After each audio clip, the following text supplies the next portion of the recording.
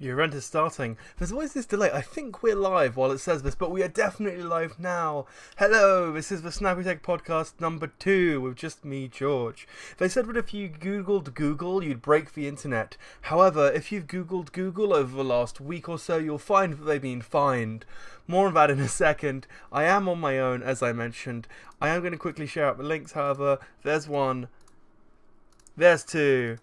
And then, oh wait, I lost the Twitter tab. Oh no, come back Twitter. Where'd Twitter go? There it is. Tweet. And there it is. The links have been shared. We're officially live. And this is the Snappy-Tech podcast. Whew. That was unexpected. It's really warm today. If you're not in the UK, I should mention, it has been really hot today. I am exhausted. It was my mum's birthday yesterday, so happy belated birthday to her again. Yes. However, we do have some technology to cover. I don't know what the hell my hair is doing right here. If you follow me on Snapchat, which you totally should, G_Chanchinidze, you will know that my hair is a common talking point because it is usually looking something like this, which is not its finest. I am looking on investing in the haircut. That has potential. We'll see.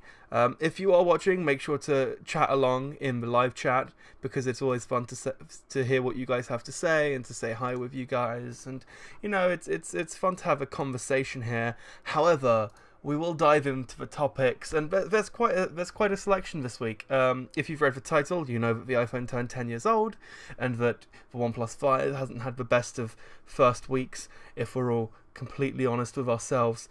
But let's kick off with that Google fine, which was a massive £2.14 billion fine. And I say massive. This is it's I think a record for tech companies in.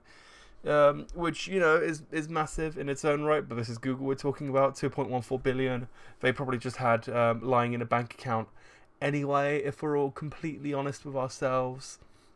And now you're probably wondering, George, why were the EU fining Google £2.14 billion? I'm glad you asked. Now, if you were to Google search something like the word computers, for example, you'll find there's a strip along the top of your search results that shows different potential computers that you might want to buy.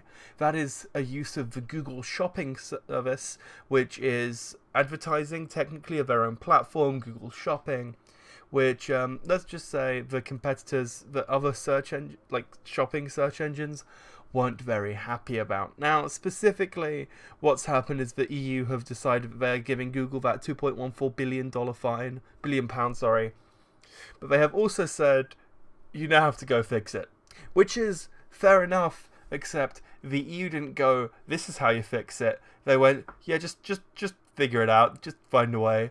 So basically what's happening over the next 90 days is that Google will find a solution, they'll then pitch that solution to the EU, and if the EU go, oh, that's fine, then they'll implement it. If not, they'll have to find something else, I guess. If they don't do that, however, they'll face a potential further fine of 5% of the revenue from parent company Alphabet per day. Now, this is Google, or Alphabet in this case, which is, Google and then all the other companies around that. Things like the self-driving cars, the Wi-Fi balloons, all of that stuff, Project Loon, Project Jacquard, all of these things. Roughly £9.19 million per day, which is, let's be honest here, not an insignificant amount.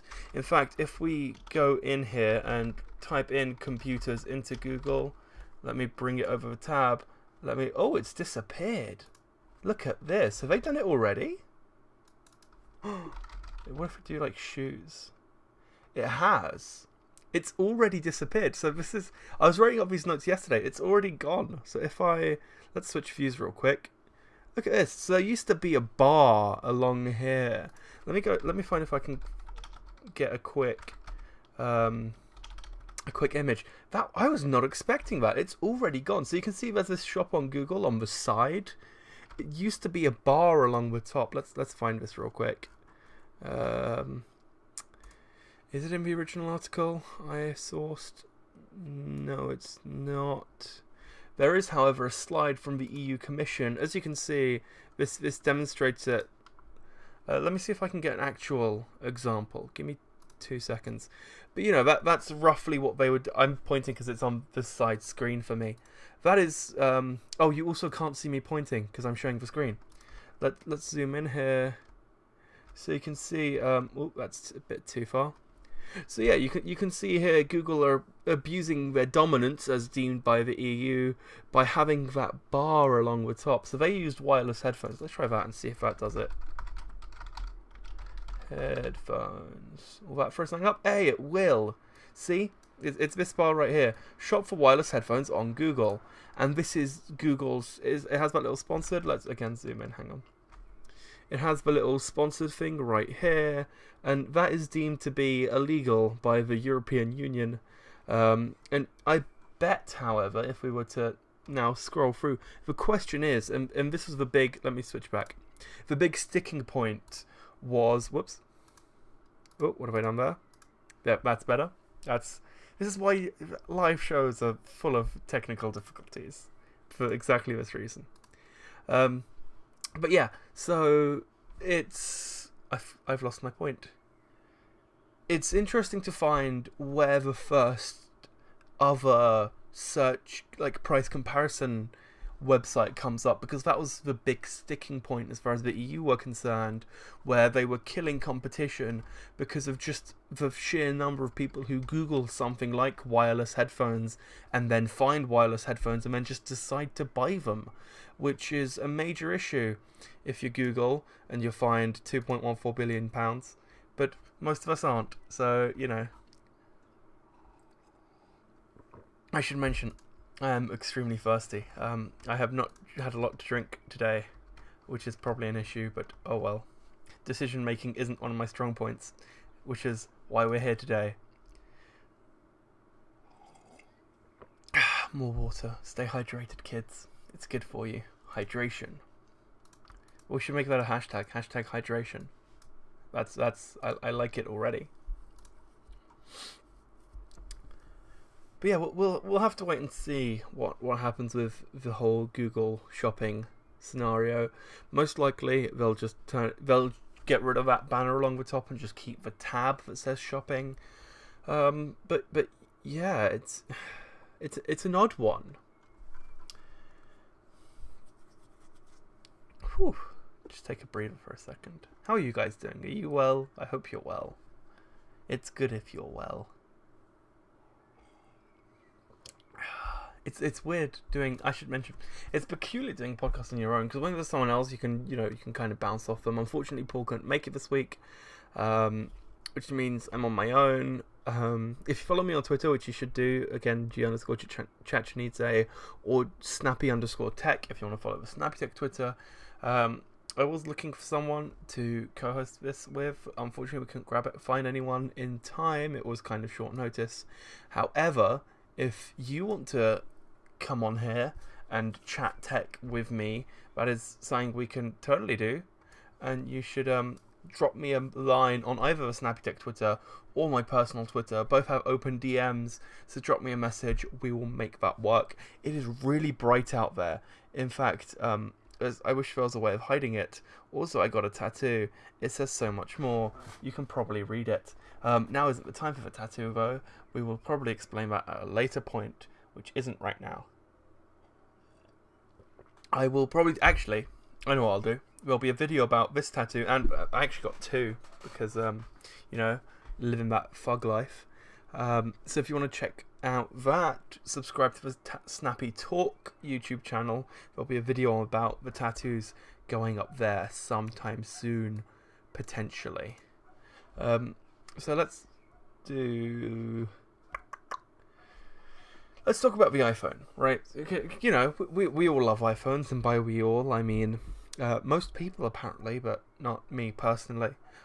I know a lot of people in general who own iPhones, which is not surprising, because if you look at the singular phone, the iPhone is the most owned device. However, if you look at the split by operating system, then it is Android is like 80-20, I want to say, something in that ballpark figure, somewhere around there, mostly because of the poorer countries not being able to afford iPhones, because iPhones are expensive, and Android having Android One, which is like £20 phones, which are always gonna be, you never go, oh, do I get this iPhone or do I get this £20 phone? You're either getting an iPhone or something equally expensive or something maybe slightly cheaper, not an iPhone or a £20 phone. They're two very different markets. So regardless of how you feel about the iPhone, however, it is safe to say that they have been the biggest influence in the world of mobile phones, specifically smartphones. And even if it's not the case today anymore, the original iPhone turned 10 years old this week, which is awesome. And that happened June 29th, so 3 days ago. So happy 10th birthday to the iPhone. The original iPhone, that is, turned an amazing 10 years old. Now, I'll be honest here. We never owned the first iPhone. My dad, the first iPhone he bought was the 3GS, and there's actually a sound record. I probably don't have it anymore. There was a sound recording made on that phone, which is just me, being what is this, like 8 years ago? So 11-year-old George, walking up to my dad's iPhone and going into the sound recorder and recording and turning it. I must have hit record and then turn it over, because on the back I saw 3GS, and I go, oh my god, Dad, this is a 3GS, and have that kind of reaction to it, which personally I thought was quite amusing. No one else did, one would assume. But yeah, so these things, they originally weren't cheap, as you'd expect. They were $600 on contract. So that means remembering this is $599 10 years ago, which is just over $700 in today's money. And it had 8 gigabytes of storage for all of your music needs. And all of your photos. Where are you going to store all your selfies, man? Where do all your selfies go in that scenario? But yeah, $600 on contract, which meant you'd pay the $600 for the device, and then you'd pay the contract fee for the next 2 years. If you were to buy an iPhone right now, or most phones tend to be more or less free on contract, especially in the UK, where most phones are, or they have £10, some sort of menial amount, and with the phone being paid off on the contract, whereas back then you'd need the contract and the $600 on the phone, which is definitely not cheap. If you want to buy an original iPhone right now, however, it's still not cheap. They come in at it's if you go on eBay right now and look for sealed original iPhone, you will find one that costs $15,000, which is ridiculous. Now, in the world of specs, which is what we live in today, more or less, apologies for that noise, I just unplugged my phone. This is a S7 Edge. It has a gorgeous 5.5-inch display, which in my opinion is the best size given the amount of bezel. Hey look, there's a Snappy-Tech logo.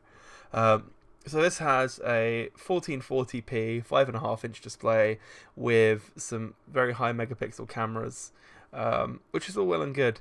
The original iPhone didn't have that. No siree. The original iPhone came with a 3.5-inch display, which sounds okay until you realize it was 320 by 480. It had a 3:2 aspect ratio, which was interesting to say the least. The camera was 2 megapixels, which is also not the best, and it had a astonishingly huge 128 megabytes of RAM. Yeah, not that much. However, for the time, it was massive, and as you'd expect, they sold over 6 million units, which was amazing, and was before they realized this would be, the massive deal it was. And they sold their first million units in just under 75 days. 74 to be specific. Hello to everyone who is currently watching. Let's switch this up a bit. Let's look at the chat. So, oh, I got a yo in the chat. I'm gonna try. Oh, this can only end badly. I don't know how to say that name. Let me bring my. Let's do this. If we. I'm not blanking you, I promise. I'm trying. There's just a delay, and I was busy. Let's pop out chat. Hang on, let me. Let's bring up the chat. You know what? This will be fun. Let's do this, and then let's zoom in a bit. Oh, beautiful! Look at that. So, hello to. I'm still not going to try to pronounce that name. Oh wait, I know who this is. I think. Let me hang on. Let's do the legendary go to channel. This will open up in a separate tab. Let's mute that. No, I don't know who this is. Damn, but that profile picture looks like someone I know. So yeah, how are you doing? Let's stick to the chat for a second. You well? There's a bit of a delay. However, we're gonna pretend that it's completely non-existent. Sardine, but with a dot. You see, actually no. Let's go with that Swadine. That's fine. It's there are some names where they're like, oh, it's just this, but you add like this to it, and it makes like 0 sense, and it's like, yeah, no, that's you're not getting me with that one. But this one is this one's relatively simple. It's like, oh yeah, my name is George, but it starts with a G. Like, yeah, of course it starts with a G. That's a prerequisite, isn't it? I'd like to hope. But yeah, that's. I'm not sure where I'm taking this point. That was kind of it, I think. Oops. Note to self: get a better point next time. How? Oh wait, no, that's not what I wanted. So how are you doing, Swadine? Are you well? What, is there anything in the world of tech you want to hear about? We were talking about the iPhone. I feel like that conversation has kind of run its course. What have you been up to? How's your week going? He says, chugging some water, trying to hide his thirst. Oh God, I need to drink more water, just as a general life tip. I'll wait for that delay.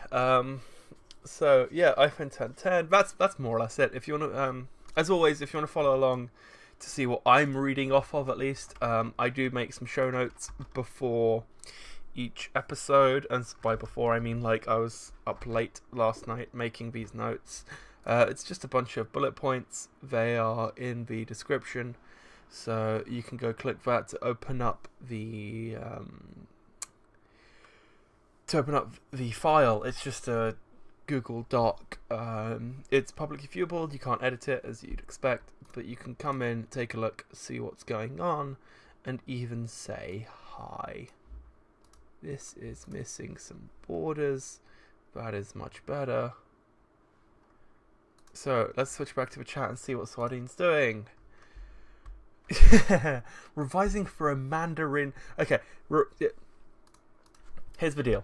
I lived in Hong Kong for 2 years. Well, 2.5 years. My Mandarin on a scale of 1 to 10 is a 0.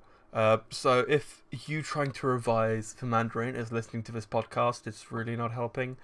I guarantee you that right now. I'm assuming your exam is tomorrow, considering it's Sunday night, which means you shouldn't have been revising this late. You should have, given yourself some time. But that's fine. You do you and all. What grade are you going for? You're hoping for them A stars? Bloody hell, we need a quicker chat. YouTube chat. I think there might be a setting. Let me check this. Cause I believe, if I recall correctly, YouTube actually changed a setting which lets you have quicker chat. I'm gonna dig it up later. Let's switch back to the chat. It's a yeah on the. I'm assuming that's on the going for A stars, and that emoji tells me that's not a sincere yeah. Either that, or you're not too sure about it. Either way, you should probably be revising more. Bloody hell. But oh god, Mandarin. Yeah, so I speak two languages, right? English and Georgian, and they're completely different. They're not even remotely similar. They're not even remotely the same. For example, if I pull up a note real quick, actually let's do this on here. So if I go to Google Keep, and then go into language settings on Windows, region and language settings. Languages, add Georgian. Perfect. So, the year for the last minute. Yeah, you're definitely doing that one. I'll be honest. That is absolutely last minute revising with your exam tomorrow. I feel like that's safe to say. Teach some Georgian. Oh God. That's right. Let's do this. So if you know what, let's just open a new doc because that'll be completely blank. I don't want you guys looking at all my keep notes. There are some like game keys and stuff that I'm giving away at some point in there. That is something I won't be teaching, believe it or not. However, if we pull up this doc, oh, look at this. So this is the English alphabet, something that let's zoom in here. The English alphabet,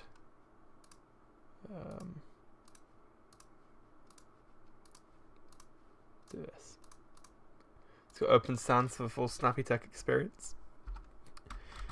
Right, you're fully aware of this alphabet right here, right? It probably makes sense to you. These are letters. These letters mean things. See, the Georgian alphabet decided that letters were a bit too, not good enough for them, I guess. So the Georgians went, instead of having letters, they have sounds. It's probably the best way to describe it, right? So if you need the G instead of if you need that J noise, there's just a letter for that. The letter that GE makes, and then so if you're just writing George, that's how it would look. But my name in Georgian is actually not George; it's this. So yes, it's a very unique language. The point of this being, as much as I can handle this, even I can't handle Mandarin. That is some next level stuff. So good luck with you and your exam, because it is some next level stuff, and I hope it goes well. So,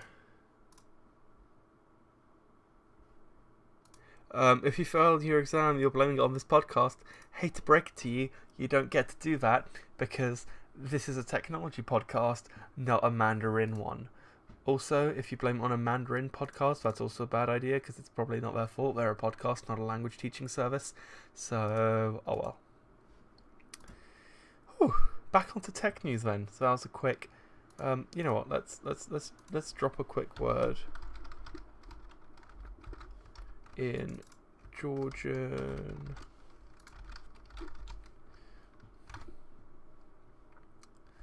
I will. I will drop one word in translate for you guys. Is my frame slightly off? Because I think it might be. Let me just fix this real quick. I think that's it. So yeah, let's drop. So this is the word for hello. If you're watching at home and wondering why the hell I'm teaching languages, I apologize deeply. We'll get back to tech in a second. This is the word for hello. It's let me type it out in Gamajoba. Nailed it. Good luck pronouncing that one. Wait, hang on, we need to be back on me. Good luck pronouncing that one. It's pronounced Gamarjoba. Anyway, back to tech news, shall we?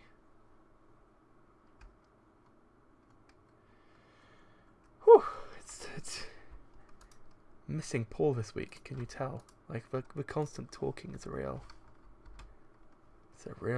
driver. How do I pronounce this? George said hi. Georgim tkwa gamarjoba. So gamarjoba being the word for hi or hello.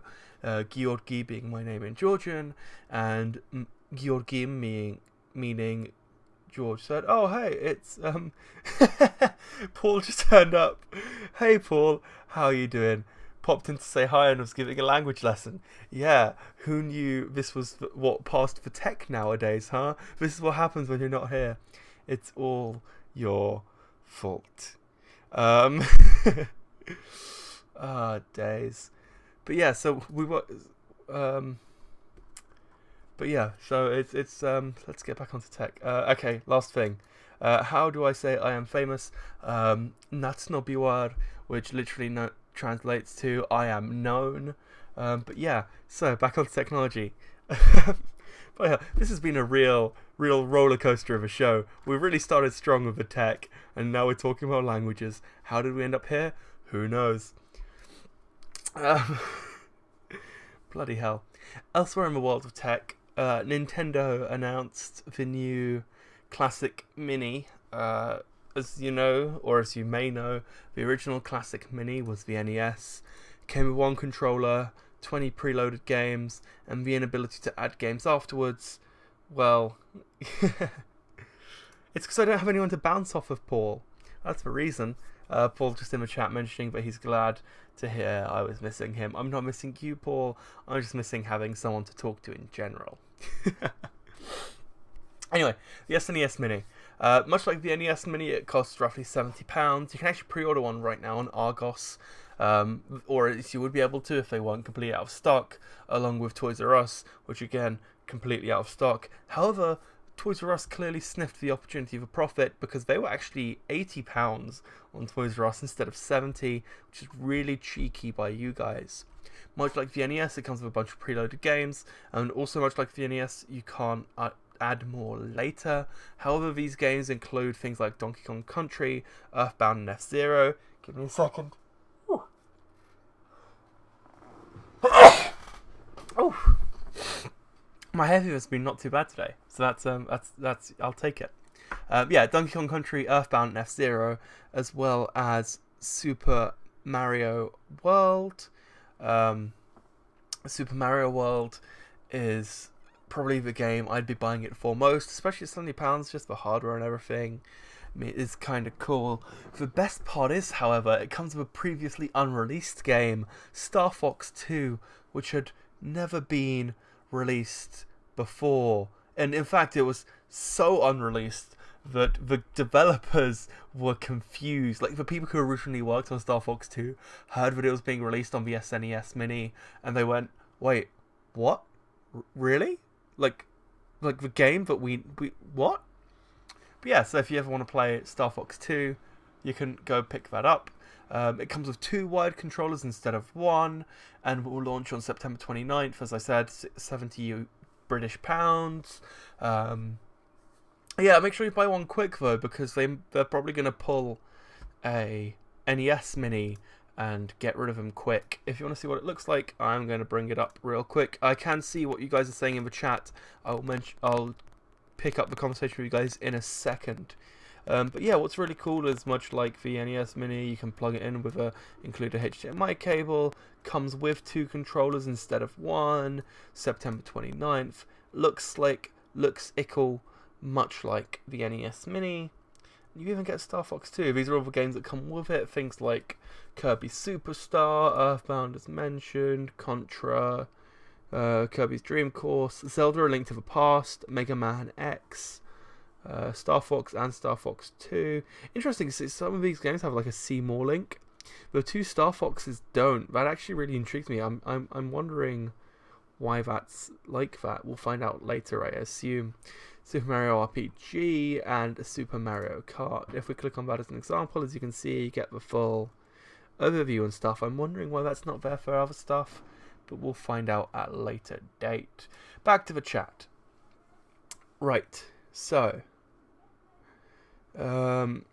we have Paul and Swadine having a fun conversation here.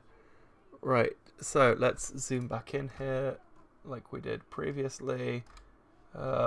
Scroll down a touch. So, back with the conversation in the chat. Actually, what I might do... Can we do this? Will this layout work? It worked. perfect. It says live stream along the top. Ignore that. This is usually the layout we use for live streaming. So I will catch up with your conversation really quickly. So, what laptop? I currently use a Acer Chromebook 14. I purchased it literally a week ago. I bought it last Sunday, like just before the show. I've been using it for last week. I'm really happy with it.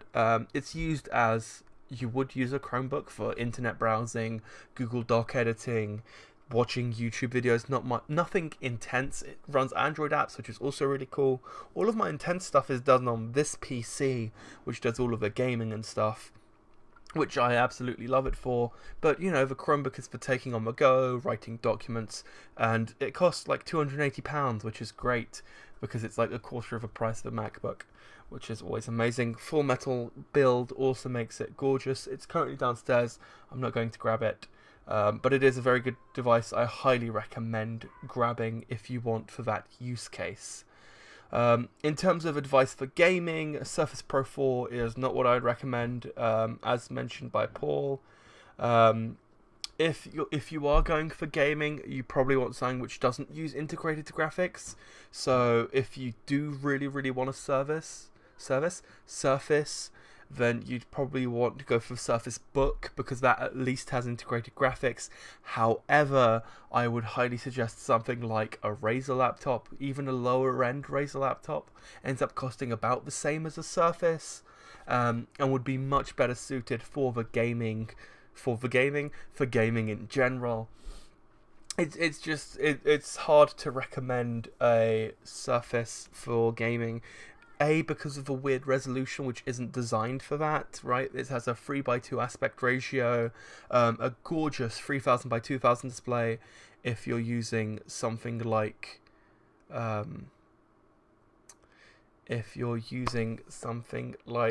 the Surface Book, whereas it's slightly stepped down, I want to say 2536 by something. And yeah, as Paul mentions, Surface Book is out of the Surface lineup for gaming, at least. Surface Book is the most powerful of the lot. However, even then, I just don't feel that Surface is where you go for gaming. That's more of a general productivity product. It depends on your use case, though, right? If you're doing light gaming occasionally, that'd be great. Actually, Paul, I'll have you know, I edited that video, therefore I've seen it start to finish like at least 5 times. Editing those takes a lot of effort. But yeah, see the issue with you know what? For Call of Duty Black Ops 3, I reckon on low settings, I just highly recommend taking that resolution down to 1920 by 1080. I know that the Surface Book, Paul, when you've used it, adds those black bars. I'm not sure if the Surface Pro does. And then on top of that, on the gaming front, I'm just... the whole, like, Alcantara keyboard just isn't really cut out for that kind of stuff. You really want a hard keyboard to game on. We actually, yeah, maybe not, Paul. We will... Actually, maybe not the Pro 4, but it's just hit me. Microsoft did announce the new Surface Pro just recently, and I believe the i5 version is completely I know the i3 is. I think it's the M5 and the i3. But the lower end versions are completely fanless. Let me check this real quick. Yeah, so let me pull up this Windows Central post. The i5 Surface Pro, the new Surface Pro,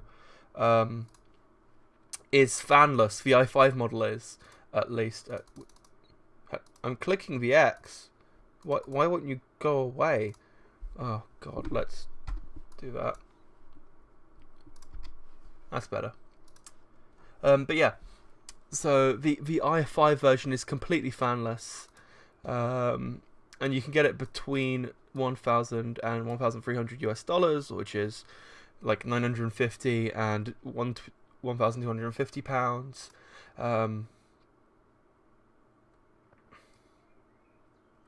But yeah, it'll be an interesting look. Um, comes with an i5.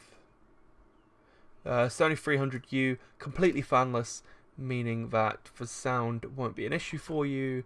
But again, it's not the device I'd recommend in general for gaming.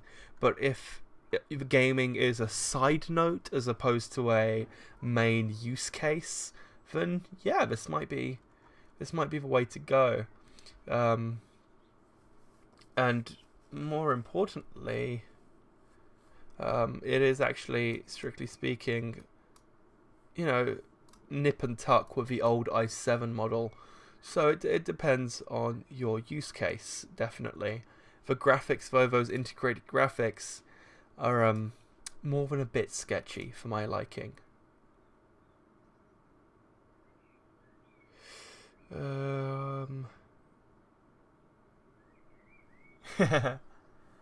Right, Paul, I will chat with you later. If I make you a mod, will that do it permanently? We'll find out. Yeah, it's for your channel. Cool. You're a mod. Perfect. Talk to you later, Paul. It was great having you stop by. Cheers. Have fun making tea. Can you make me one as well? Oh wait, we're not in the same office. Damn, we need to make that happen. But yeah, so yeah, the Pro 4 M3 is fanless. I wasn't aware of that. Yeah, so they must have just expanded it then. There are so many tabs. Where are we? Here we are. So many tabs. But yeah, it's that's probably what I'd suggest then, if you really want the Pro, for that whole the flexiness of it. But it depends on your use case, and in this case that might be what you're going for. If not, then Razer for the actual gaming side of it. The Razer Stealth is really good for a general laptop that works as a laptop as well as for that. That's more of an elite book than it is a gaming device. But yeah, well, you have to look around and see. Whew, 40 minutes. This is not too shabby. I'm all out of water. I don't know why. I'm going to drink from this, but it's empty. It's pointless. Oh, one drop of water. That'll do it for me. We're dropping frames like there's no tomorrow. So we had this issue last week, and I didn't mention it because it seemed to stabilize after a couple of minutes. But my internet seems to drop out after an hour and a half of being live, and not like fully drop out, but like lag. Let's do this real quick. Let's drop that. Let's see if it stabilizes a bit. It seems to be an internet speed issue as opposed to a computer usage issue. That's stabilized, I think. Cool. You may notice the quality drop just a touch. That's because I've dropped the bitrate of this video. Hopefully it won't be too noticeable. We should be good. Whew. It's been a busy... I did not expect to be teaching Georgian during today's live stream, I can tell you that much. Let's close a few of these excess tabs. And Swadine is also heading off. Good seeing you. Have fun with your revision. Make sure you go learn yourself some Mandarin. Congrats on your Georgian lesson, even though that isn't tech, but shh, I won't tell anyone if you don't. And yeah, hopefully I'll see you next week, 8 PM. See you then. Back to the podcast, however, let's talk more tech. We have covered 3 topics so far. Whoops, e-daisies. Let's try that one again. We covered 3 topics. I have 2 more topics. 20 minutes to go. This is beautiful. Let's make this happen. Let's talk. What should we do first? Petya or Petya? Petya fam. That sounds like a really weird threat. I'm a Petya fam. Ooh, hello. I love how you can tell when there's something white on my screen just by the colour my face goes. If we do this, for example, you can see there's now something white behind the monitor. So let's maximize the light. That is better. So let's talk about Petya, or not Petya, should I say. slash GoldenEye, a piece of ransomware that had been making the rounds as it is. This was released into the wild earlier this week. It's interesting. The name NotPetya is referencing the fact that it does seem to share a bit of source code with Petya, which was ransomware, but not significant amounts. In a slightly more sinister way. So Petya was designed to encrypt your information, get you to pay a ransom, and once you have paid that ransom, you'd get your information back, which is great. If you really need that information and for whatever reason you haven't backed it up, which is stupid, always have backups. Always, always, always, always have backups. Just do it. But yeah, if you're one of those people who don't have a backup, then you'd pay the money, the $300 or whatever it was in Bitcoin, and they'd decrypt your stuff, and all would be well. However, NotPetya seems to have taken that code and just done a bit of light shuffling with it, which has ended up in an awkward situation where, how do I put this nicely? If you're hit by it, you're not getting your information back, like, ever.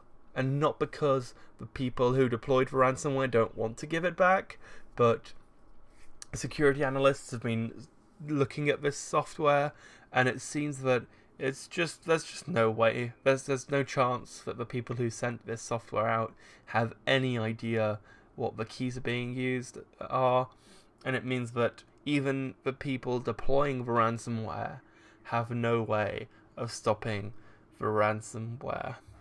Its entire purpose seems to be the destruction of data, which is not good. But yeah, as I mentioned, don't pay the ransom, and if you want your data back, still don't pay the ransom.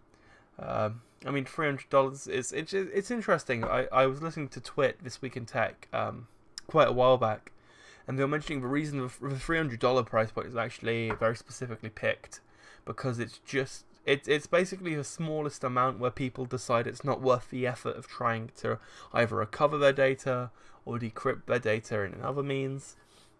It's just the point where people go, you know what, fine, I'll just pay the money. Which is why with massive companies such as FedEx, Cadbury, and the shipping company Maersk were all asked for $300. It's not because they were targeted specifically, it's because it was to hit as many people and to get as many people paying as possible.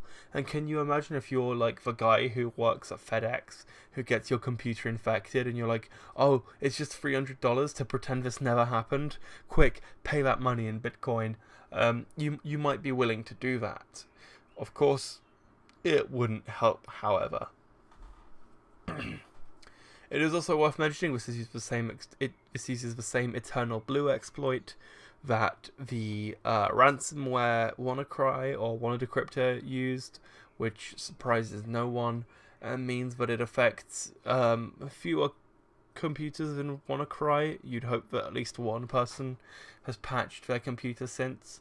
If you haven't, this is another great advertisement for why you should keep your computer up to date. I know it's a pain, I know you don't want to do it, but 99% of the time there's no reason not to. So I highly recommend it. I actively, on my phone, I'm a beta chaser, I guess you could call it. Like, I love having beta software, having stuff that's really on the cutting edge, and means that I am literally checking my phone for updates, like, daily. Like, if I bring it up, the last time was 2 days ago. I just check for updates whenever I can, or whenever I remember to, because I love being on the latest software. Not only because of the security aspect of it, but who doesn't love having new features all the time, right? It can always be good to have new features. There's no such thing as a bad new feature. There is such a thing as a bad new feature. Don't believe anyone who tells you otherwise. Just because it's new doesn't mean it's good. In terms of background for GoldenEye, it started off as an attack on a single organization, with the ransomware attaching itself to a software update for MeDoc. If you don't know what MeDoc is, it's probably because you're not from the Ukraine. Who'd have guessed? MeDoc is the Ukraine's most popular tax filing software. It's great, I assume, for filing your taxes. So many ads. It started off as a thing for MeDoc, and now The it's 11th of July God, is no, go away! I do not want Prime you. Day. Nope. An epic day. No. Autoplay video is the worst. Autoplay video is probably single-handed the reason I usually run ad blocker on websites. You can't for Forbes. They ask you to use ad blocker, but it is really annoying. But yeah, it's interesting. And yeah, but what was really funny was that I forgot to mention this. The company hosting the inbox for the NotPetya ransom payment got shut down almost immediately, with the company hosting the inbox going, wait a second, this is probably dodgy. So any cyber criminal having to receive payments won't see them from there. What tends to happen, if you're not aware, is it's like, oh yeah, put some money in this Bitcoin wallet and email this randomly generated email address that's within our ownership. These guys clearly just wanted to send it all out and didn't really care who it hit, or how they wanted to get unhit, because it just wasn't their concern. With people, with interestingly, as mentioned here, according to Kaspersky Labs, around 60% of infected machines were located within Ukraine, which means if you're not in Ukraine, then you're probably good to go. And we'll see who was behind it. With some security experts firmly expecting the Russians to be behind it. But yeah, Postio, I assume that's how it's pronounced.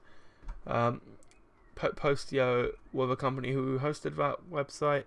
And you can see that, what's what I'm looking for?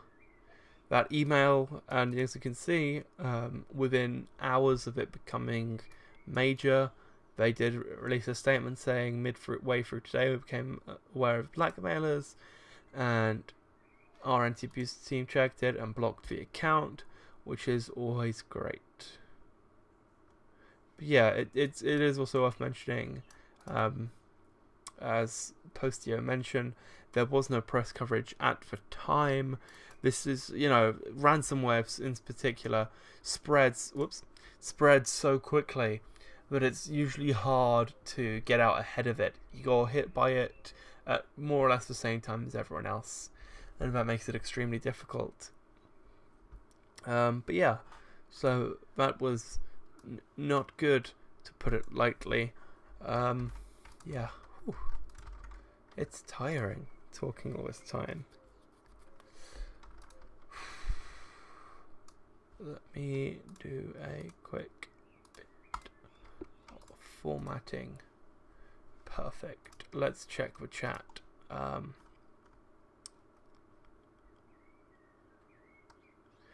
It's Paul's back. Hello, Paul. Is he here now? No, it seems he's disappeared again. Paul was just mentioning. Paul mentioning he was a mod, and he makes, I was joking about the no such thing as a bad new feature. No headphone jack is definitely a good example of a bad new feature. Is it even a feature? I don't know. It is if you ask Apple. Thanks for that, guys. You're so useful at helping people use their devices. It's interesting, when that first happened, I described it as being user hostile and stupid, and now that it's been almost a year, I still describe it as being user hostile and stupid, because, believe it or not, it's user hostile and stupid. Who'd have guessed? Let's do some mild work. Perfect. Has this stabilized? It seems to... wait, nope. I almost jinxed it then, but I didn't finish my sentence. Oh my days. Yeah, so final topic. With 10 minutes to go, let's round off this podcast.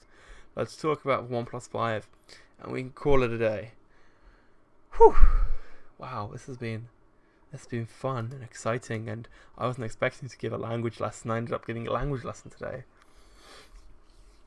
See, this is the reason you come to Snappy-Tech, for the really weird impromptu language lessons in the middle of technology podcasts. Because who doesn't want a random language lesson? OnePlus 5 hasn't had a good week. It released this week. People bought it. People complained. Who would have guessed? And these weren't like the generic, like, oh my god, this isn't the best device ever, as I expected, kind of complaints. These were actual legitimate complaints of things that were actually legitimately broken. Specifically, the bigger one being the jelly scrolling. If you turn your phone upside down, and let me open up. I don't know what to open. I need something with a long scroll. I don't have anything, so you can figure this out yourself. If you find something with like a long... Oh, I know, the Google Play Store. Wait, no, not redeem. I don't want to redeem anything. I just want to see the store. Right, so if you get something with a long scroll, and then if we go into installed, on the phone upside down. So when you scroll upside down, this isn't going to do it now, there's you may or may not notice something called jelly scrolling. What basically happens is as you scroll, bits compress and other bits extend, and it just kind of does this. So, the perfect scroll would go like this, right? With this symbolizing like the text on screen. Whereas with jelly scrolling, it kind of goes like that, right? That's usually an issue when you have a screen that is upside down, which isn't suggested. A screen should generally be the right way up. That is what tends to be a good idea. However, OnePlus, for one reason or another, put the screen in upside down. This wasn't confirmed for sure until later on in the week when they took a look at the code. You may or may not have heard of Sultan, which is a name I hear a lot, primarily because... Let's see if I can find this real quick. It's a name I hear a lot, primarily because I am constantly on XDA. I still have my OnePlus One, which is currently downstairs. I use it as my backup phone all the time, and means that I am, it's just nice to have a device that is not my primary phone that I can experiment with, just see what happens, install new versions of Android, install old versions of Android, just tinker with it as such. And yeah, so he's known from the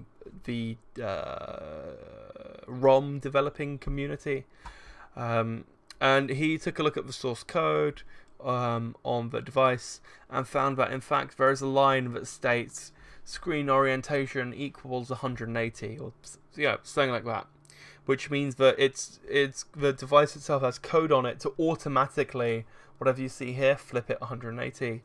And the second thing that confirmed is that if you look at a teardown of the OnePlus 3T or the OnePlus 3 versus the OnePlus 5, you will see that it seems that, that connector has gone from being on the top right on the 3T to the bottom left on the OnePlus 5, which makes you think that is probably the reason, if we're all being honest with ourselves. Now, the upside down screen isn't necessarily the end of the world. It's not completely unconventional. Other companies have been known to insert upside down screens on their devices before. It's just not very common. But yeah, it's peculiar. We'll see how they've resolved that.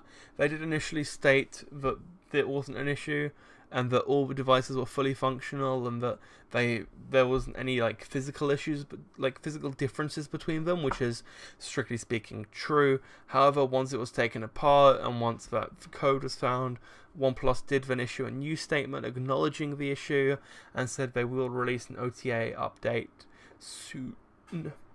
A definition of soon? Definition of soon? Who knows? However, that wasn't the only issue with the OnePlus 5 this week. Oh no, there was also an issue with recording video. Now, if you have stereo audio recording set on your phone, what you can do, I'm gonna demonstrate this, is you can record video like so, and it will use the fact it has a mic on either side to then pick up audio. Now, what OnePlus had done is that if you're filming, I want to say this way around, let me just double check this. Yep, so if you record this way around, right, so with the home button, or in this case the shutter button as well, on the right of the screen, if you filmed like this, it would sound completely fine. However, if you hold your phone like this, then the audio channels are reversed. Now, the most likely cause of that is that they're just not they're not registering which way round the phone is and using that to invert the audio signal. What it's doing is when you flip it around, it's still assuming that this one is the left and this one is the right, although it's now the wrong way round. And again, OnePlus issued a statement saying that they will also be fixing that via an over-the-air update. What confuses me, though, is that this seems to have been the audio thing, at least, not the jelly scrolling. The audio seems to have been an issue since the OnePlus 3/3T. However, they've only just acknowledged it, which makes me wonder why. Were they in denial? Who knows? But it's a thing now, and it will be fixed in time, which is always good. And that is it. That is our week's worth of tech news. Whew. That was a lot of talking. That was a lot of stuff to cover. A lot of things happen in a week. It's crazy. I'm going to breathe for a second and then we can do the outro. We have, 3 minutes? Let's do this. So, guys, listen. This is important. If you liked this, click like, because I love you guys. And thank you for being here and thank you for watching. Thanks for, oh god, I forgot my guy's name. Swadine. Thanks to Swadine for turning up. And thanks to David who If you have a side gig or you work full-time as your own boss, what there are is special what is plans making can that help you noise? build up a retirement kitty and save tax. No. God damn it, Forbes, there's a reason I muted you. Autoplay. Damn it. So, let's switch to the chat real quick because we have David here. David is a name I know, but I can't tell who that is from a profile picture. It might be a person I know. We'll find out. I know people called David. I think. Oh yes, I think I know who this is. Hello, David. How are you doing? I hope you're well. Yes. It has been an interesting week, has it not? Yeah, if you liked this, make sure to click like. If you didn't, I'm not quite sure what you're doing here. However, you can subscribe to see regular content from us, including this podcast, which is a weekly show, because you need to see me live once a week for an hour, because who doesn't? Let's be real. Get your daily dose of tech here at the Snappy-Tech podcast. So, subscribe to see everything we do in the future. Link in the description to the show notes if you want to check out everything we talked about. And come back next week at 8 PM British Summer Time, BST, which is the time to be here for the live show. Or you can come here earlier because I'm usually in the chat. Next week we'll hopefully have Paul on again. If not, we will hopefully find a different guest because it's definitely fun with 2 people instead of 1. But for now, I will see you guys next time.